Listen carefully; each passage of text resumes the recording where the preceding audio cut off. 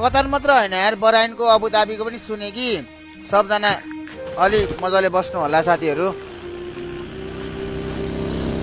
अल्ति डर त्रासमा बसिरहनु भएको होला यार तपाईँहरू यार। अब पर्खिदिन्छ बम पर्खिँदा यहाँ मुजी साथी बम हुँदा त्यो मुझे मिसाइल हो मान्छे चाहिँ मरे कि मरेन मामा? मान्छे परेको छैन होला अहिलेसम्म त खै अपडेट। अनि इरानबाट कसरी देख्छन् न त्यहाँ हान्छन् सिधै साथी? लोकेसन कसरी? टार्गेट हुन्छ नि मुझे, टार्गेट हुन्छ नि। अनि केही गरी टार्गेट मिस भएर अरू ठाउँमा गयो भने त मुजी त्यो जसमा इनोसेन्टहरू मर्ने रहेछ त नि। साथी टार्गेटमा कसरी मिस हुन्छ हो मुझे? टार्गेट उनीहरूको त्यो सेटिङै मुझे कहाँ बम पुगिरहेको छ, कता जाँदैछ सब थाहा हुन्छ हौ।